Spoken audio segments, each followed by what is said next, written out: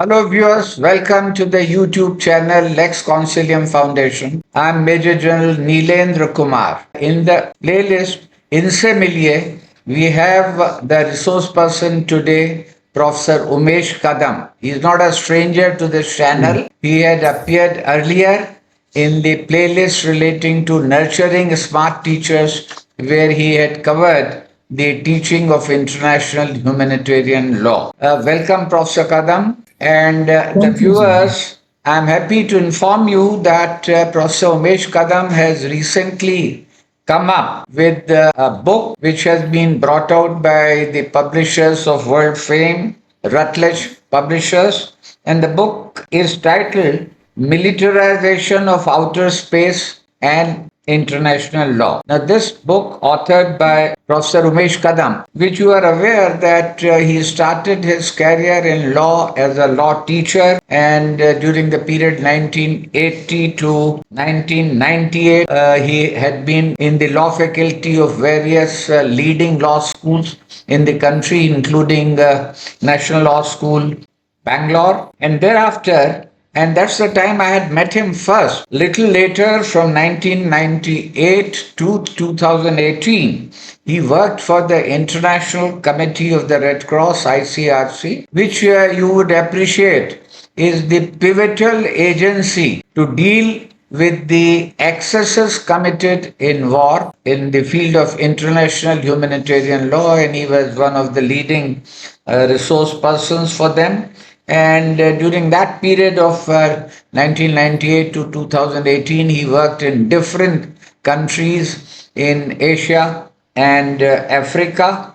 He was for the principal organization based in Geneva. They used to consult him often. After that, he is working now after 2018 as an independent consultant. He on the roles as a visiting faculty to different law schools, and his areas apart from IHL, now it includes international migration law. He is based in Pune. When I learnt about this new book relating to outer space and international law interplay, I requested him for to come on appear on this channel. He readily agreed. I'm thankful to him for this.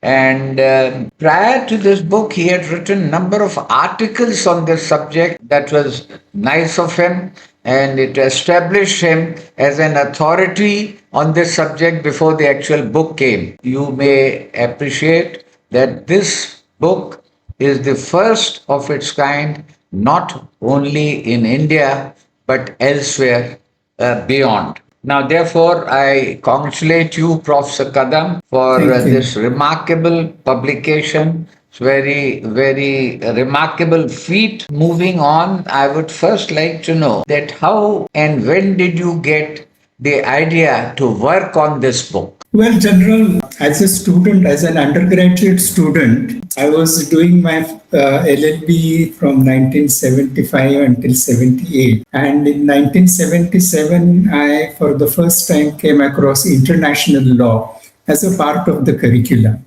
And since then, the subject has fascinated me. Okay. And eventually, I decided that I must work in the area of international law.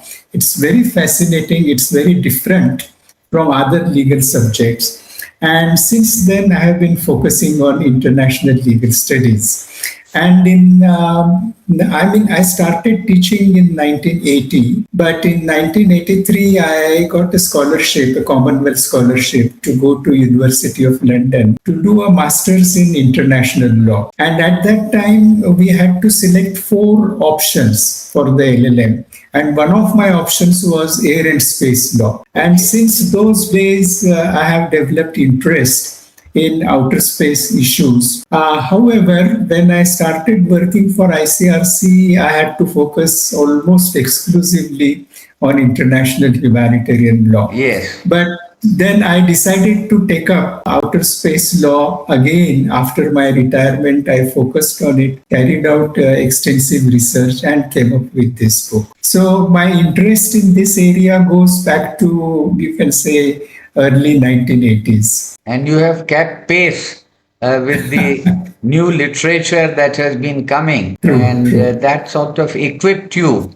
with the requisite knowledge base to attempt Yes. and come up with this fantastic book. Thank you, Jim. At the outset, would you like to explain what exactly do you mean by the militarization of the outer space? You see, first of all, we have to understand that military ambitions have always dominated space exploration, right from the early days of space exploration.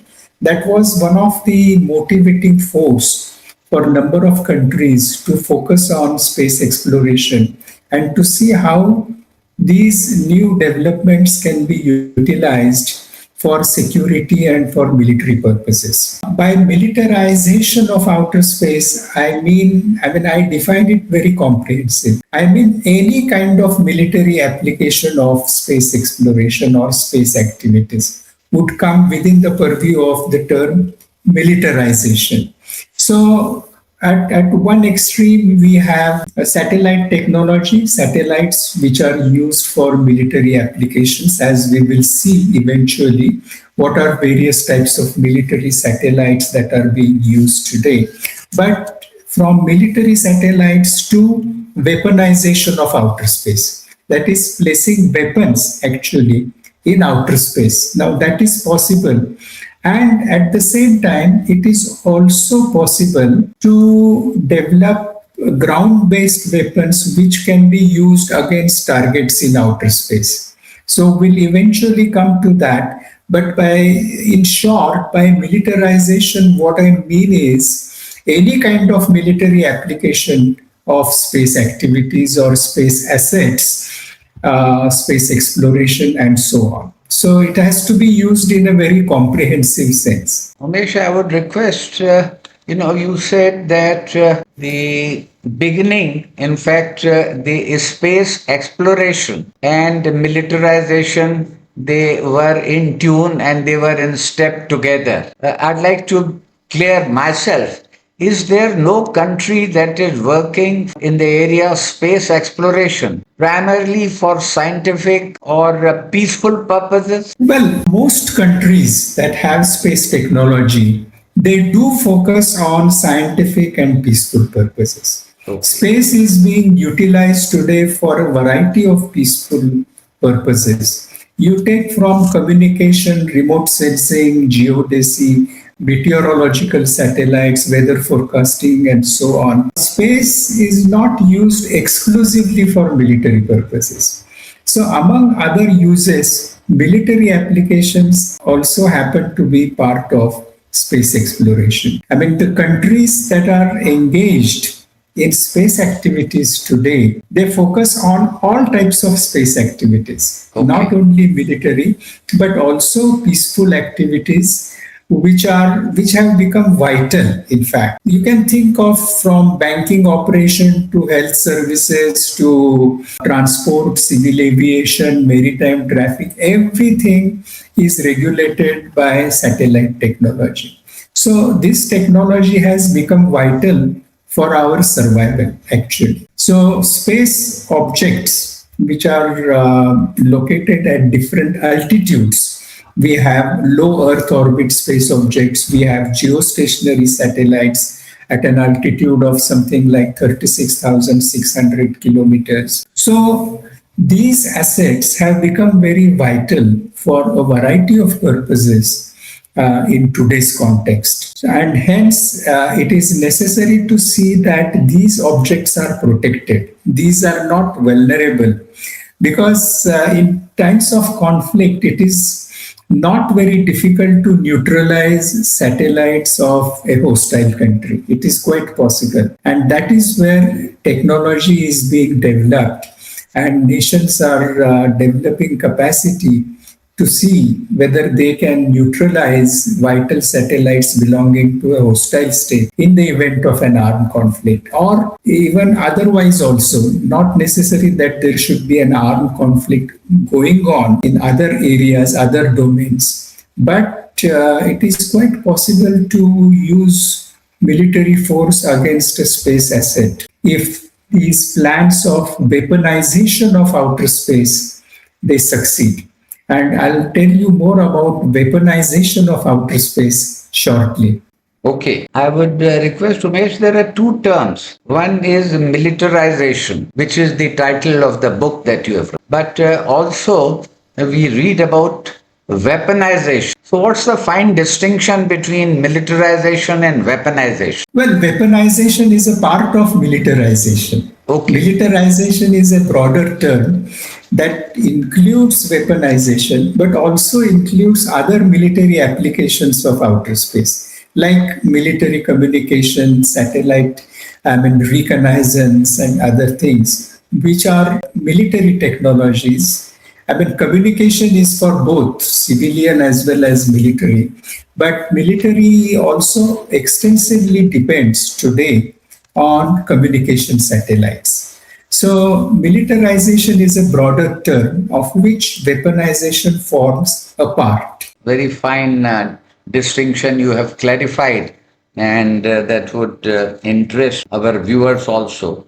And before we proceed further, I have a basic doubt that you see, when we talk of outer space, and you mentioned that thousands of kilometers above the Mother Earth. In the beginning, at the threshold level, I'd like to know whether international law per se is it applicable to outer space? Certainly, it is applicable because we can compare outer space to other international spaces.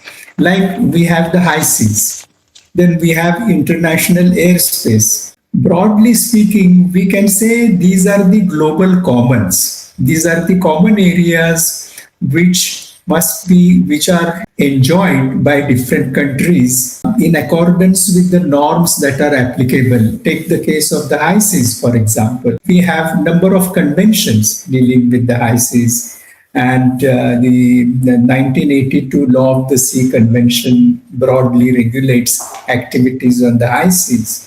As far as airspace is concerned, we have the Chicago Convention of 1940, which deals with civil aviation and other related issues.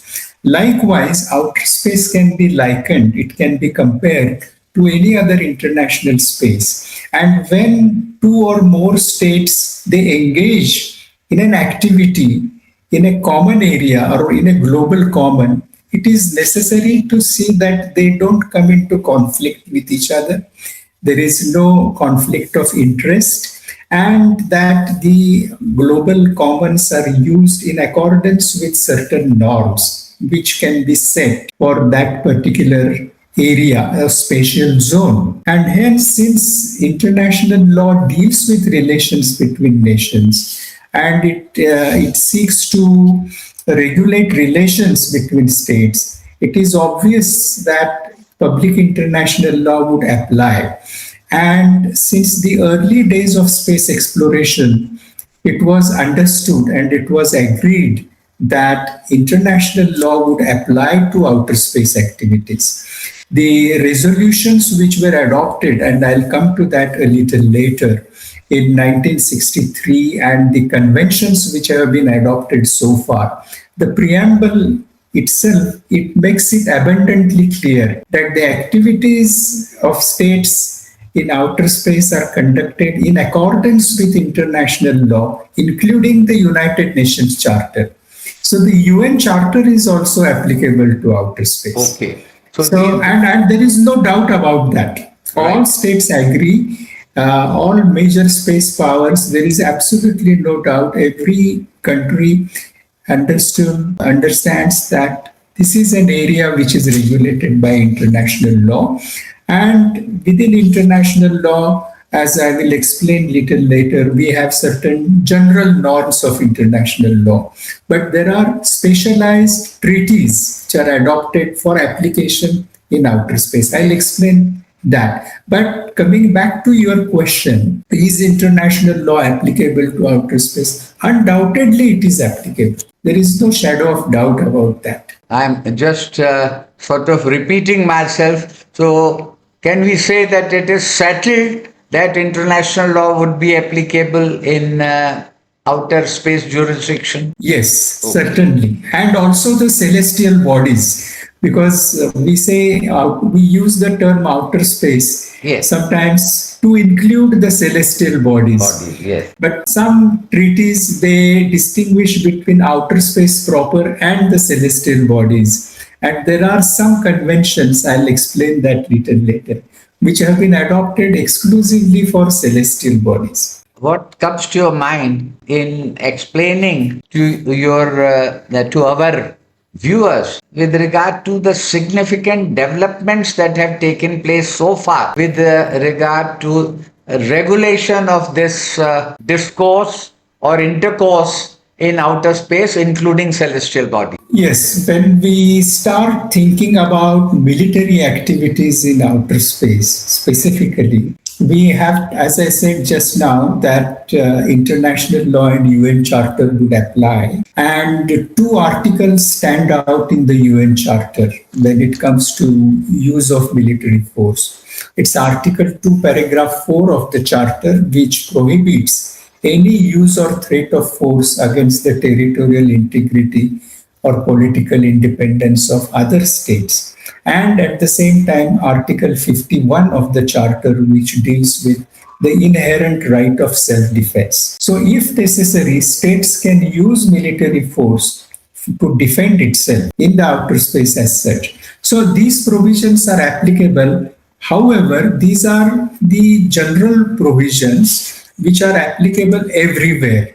And these were not designed for specific application to outer space. But incidentally, they can be extended to the outer space area. Now, there are some treaties which were adopted from time to time, not specifically with outer space in mind, but for other purposes. Let me give you two examples. First is Limited Test Ban Treaty, what we call as LTBT. So this Nuclear Test Ban Treaty, and it bans nuclear tests at certain places, and it also clarifies, also including outer space. So certain types of tests are banned even in outer space.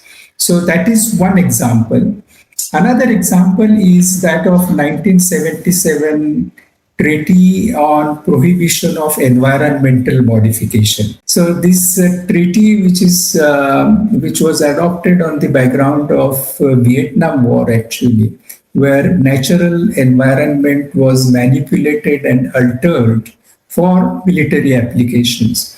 So this treaty bans environmental modification techniques in various areas, including in outer space. Okay. So they are applicable there, but these are very general provisions. More specifically, when space exploration started in 1950s, in early 1960s, many nations were concerned about the implications of launching satellites and engaging in space activities. And the matter was looked into by United Nations, and certain committees were constituted, and today we have the Committee on Peaceful Uses of Outer Space, which is like an organ subsidiary to the UN General Assembly.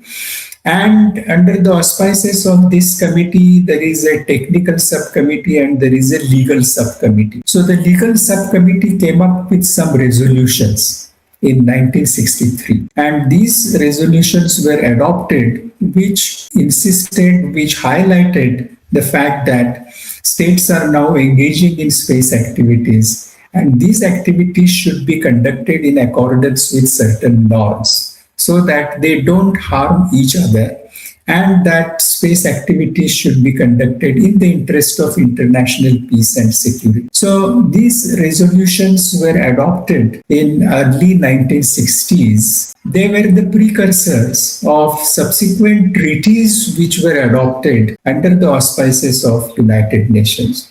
And the very first treaty that was adopted is the Outer Space Treaty of 1967, which is essentially based on the 1963 General Assembly resolution, which declared certain legal principles applicable to outer space. So this 1963 resolution of General Assembly is called as a Declaration of Legal Principles Applicable to Outer Space.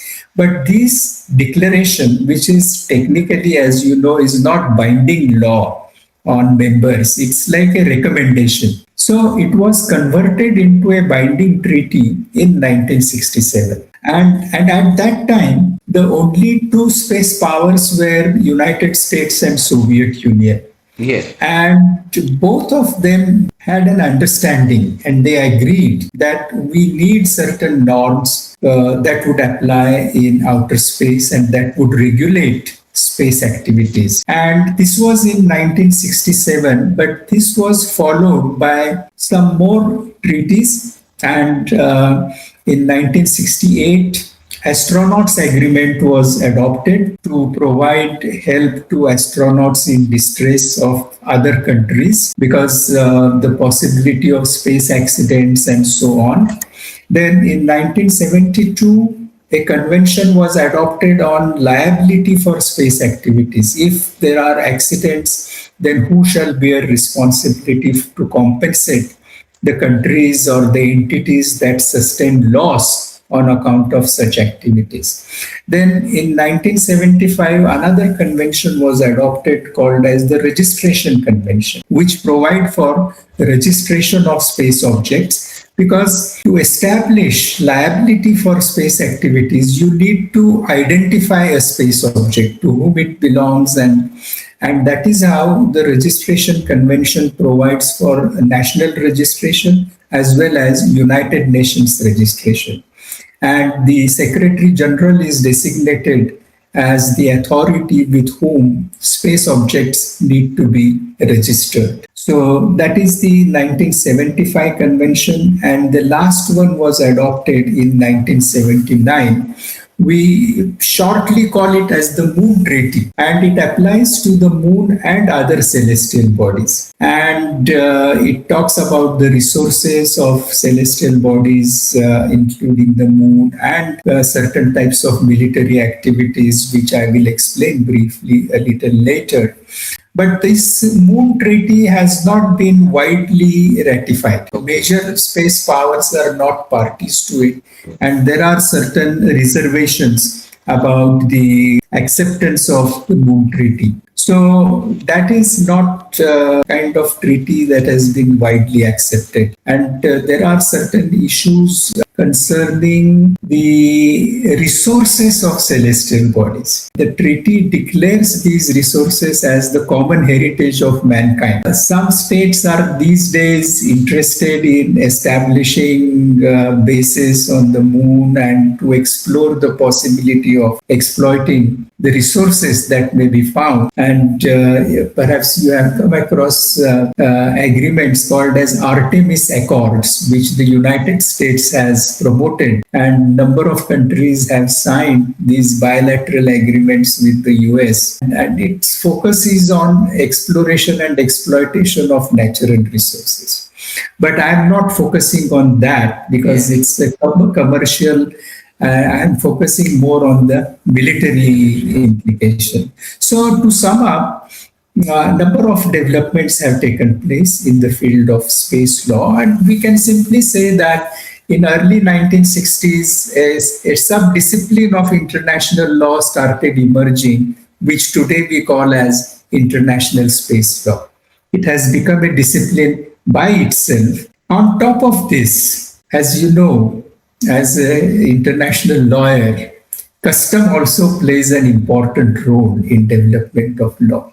So the state practice of states over the years, it has also led to development of certain customary norms. Okay. So these can also be treated as a part of today's space law. Now, before we go to the present state of development, there are two questions I'd like to ask you, Umesh. Firstly, you mentioned about the developments in the 50s, and where you mentioned that it was written that it would, including outer space, before the 60s during the passage of 50s. Point that comes to my mind is that this mere mention or the specific mention about outer space, was it based on some discussion, etc., between the state parties or between the consulting states, or it just so happened that they wrote it accidentally without realizing or without meaning it, because at that point of time, the outer space had not been subjected to any exploration in a serious manner, in a True, significant true, manner. true, Would you like to true. comment on that? Yes, the thing is, the research was already taking place in 1950s because 1957, the launch of first artificial object into outer space by Soviet Union, it was preceded by years of research, and it had become quite evident that a day will come when man will launch an object into outer space. And in view of that, some treaties, they started talking about outer space. But the test ban treaty and the environmental modification treaties, they came much later in 1960s and in 70s. So already space exploration was taking place at that Okay. time. But the first specific mention of applicability of international law to outer space was in 1963, when already Soviet Union and United Yes. States had launched objects into the outer Okay. space. And the other point that comes up is that since outer space treaty mentions about peaceful purposes, the use of outer space for peaceful purposes only, does it by implication indicate that any purpose other than peaceful purposes is prohibited? Well, in the initial days of space exploration, there was a lot of doubt about this Yes. issue that you have raised. Outer Space Treaty, it doesn't say it should be used for peaceful purposes exclusively or only for peaceful purposes, international peace and security. However, the preamble to these resolutions and treaties, it says that outer space may be used for peaceful purposes. Now, there is an interpretation of the term peaceful, which has become today acceptable to most nations. And most nations today agree that peaceful in the context of outer space means non-aggressive activities or uses. That means defensive activities in outer space are not prohibited as such. Okay. And hence, the term peaceful is to be understood in this context. And a mere reference to the use of outer space for peaceful purposes will not have the effect of demilitarization of outer space, or for that matter, de-weaponization of outer space.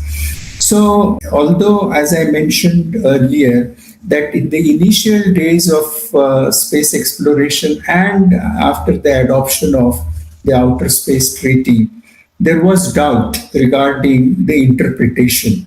Some countries said peaceful means non military. Some other countries said, no, no, no, that is not acceptable. Peaceful means non aggressive. Okay, so there is a difference. If we say peaceful means non-military, then you cannot have reconnaissance satellites or military communication satellites in outer space because that would become a military activity.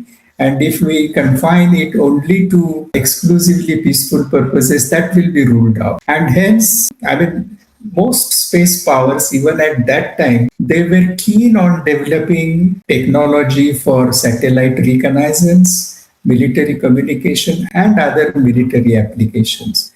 And they did not want to foreclose that road. And hence, they started interpreting the term peaceful to mean non aggressive, which permits you to engage in certain types of military activities which you can claim these are defensive activities. Next, we move to Umesh. Would you like to bring up our viewers as to what is the current state as far as leading space powers are concerned? Where have they reached, or what have been the significant developments that you would like to flag within the area of development of new weapons? Yes, before I talk about that, let me go back to the Outer Space Treaty briefly to give you the background of the question that you have posed. Because to give you an outline of current plans for weaponization of outer space, I need to go back to 1967. There is a provision in the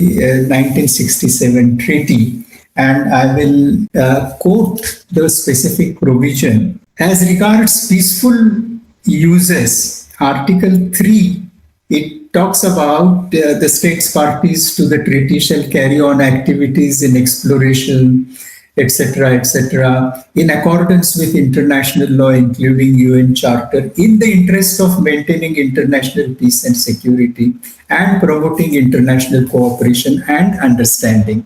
Now, this is a very general provision. It's not very specific. It's not specifically banning certain types of activities. Whereas Article 4, which immediately follows this provision, is quite specific in certain respects. And there are two important aspects I would like to highlight of Article 4. First of all, it says states parties to the treaty undertake not to place in orbit around the earth any objects carrying nuclear weapons or any other kinds of weapons of mass destruction, or install such weapons on celestial bodies or station such weapons in outer space in any other manner. Only a specific category of weapons is prohibited in outer space by Article 4 of the Outer Space Treaty.